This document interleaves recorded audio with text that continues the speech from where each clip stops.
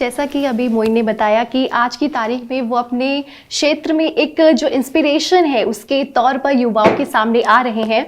और तो मैं एक जो कॉमन क्वेश्चन है वो मेरा यही है कि सब जानना चाहेंगे जो यूपीएससी में आना चाहते हैं कि आपने किस तरह से यूपीएससी की प्रिपरेशन करी, क्या आपका रूटीन रहता था? देखिए, मेरा रूटीन ये रहता है कि आप जिस भी काम को करें तो पूरी ईमानदारी के साथ करें। तो जैसे हम शुरुआती स्तर पे आते हैं, हम जैसे हिंदी माध्यम से मैं ताल्लुक़ रखता हूँ, तो जाहिर सी बात है कि हिंदी माध्यम से जो भी बच्चे आते हैं वो थोड़ा बैकवर्ड होते हैं। तो उनको मेहनत जो बच्चे अच्छे स्कूलों से पढ़ के आए हैं या अच्छी यूनिवर्सिटियों से पढ़ के आए हैं तो उनसे ज़्यादा करनी पड़ेगी। तो पहले तो इस चीज़ को एक्सेप्ट कीजिएगा कि अगर कोई चीज़ दूसरे स्टूडेंट 6 या 8 घंटे में करेंगे तो आपको थोड़ा वक्त ज़्यादा लगने वाला है। तो सबसे पहले यही है कि अपनी स्ट्रेंथ और वीकनेस को पहचानें। आप किन क्षेत्रों में अच्छे हैं और किन क्षेत्रों में आप कमज़ोर हैं। अपनी गलतियों को नज़रअंदाज न करें, उनको एक्सेप्ट कीजिएगा और उन पर काम कीजिएगा।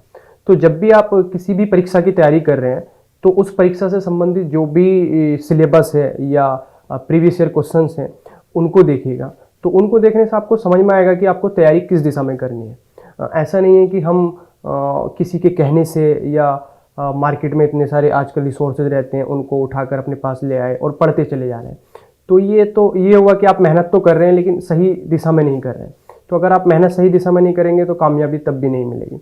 तो यही है कि अपने आप को पहचानें, अपनी स्ट्रेंथ को पहचानें, अपनी वीकनेस को पहचानें। जिस एग्ज़ाम की आप तैयारी कर रहे हैं उस एग्ज़ाम को जानें तो सफलता फिर ज़्यादा नज़दीक आ जाती है आपके। और यूपीएससी की तैयारी करते समय किन किन बातों का जो ध्यान है वो रखना बहुत ज़रूरी होता है, जिसे हाँ, ये बहुत इंपॉर्टेंट फैक्टर्स हैं जिनको अगर फॉलो किया जाए तो आप उस चीज़ जो आप पाना चाहते हो वो चीज़ आप पा सकते हो? देखिए, सबसे पहला तो यही फैक्टर है, यदि आपने यूपीएससी करने का सोचा है तो खुद पे आत्मविश्वास रखिए कि आप कर सकते हैं। और अब जो लोग इस वीडियो को देखेंगे तो उनसे मैं यही कहूँगा कि अगर मैंने कर लिया तो आप तो कर ही सकते हैं, क्योंकि शायद मुझसे ज़्यादा विपरीत परिस्थितियाँ किसी की हों या हो सकता कोई और भी बंदा कर सकता है। तो आत्मविश्वास बहुत ज़रूरी है कि हम भी कर सकते हैं। और दूसरी चीज़ यही है कि ज़िंदगी हो या कोई भी गेम हो, सबसे बड़ा खेल होता है मोमेंटम का। तो जब आप किसी भी चीज़ की तैयारी शुरू करते हैं, स्पेशल सिविल सर्विसेज की, तो आपके पास एक एनर्जी रहती है स्टार्टिंग में। तो अपनी एनर्जी को पढ़ाई में लगाएं, क्योंकि जब आप घर से बाहर निकलते हैं तो बहुत सारे डिस्ट्रैक्शन होते हैं, दोस्त होते हैं और भी कई तरीके की दुनिया है जिसको कहते हैं कि रंगीली दुनिया है। तो उससे अपने आप को बचाएं, क्योंकि जो वो एनर्जी है ना तो वो अब कभी बार बार नहीं आती है। ज़िंदगी में 1 या 2 साल ऐसे होते हैं जब इंसान पूरी फॉर्म में होता है, तो उस वक्त उसको अच्छी डायरेक्शन में लगाएं। जैसे मैं बताया था कि मैंने शुरू के 1-1.5 साल बहुत ही मेहनत से पढ़ाई की, यहाँ तक कि फ़ोन भी नहीं चलाया। तो यही चीज़ है कि एक तो आत्मविश्वास खुद पर बनाए रखें और जो एनर्जी है आपकी उसको सही डायरेक्शन में लगाएं।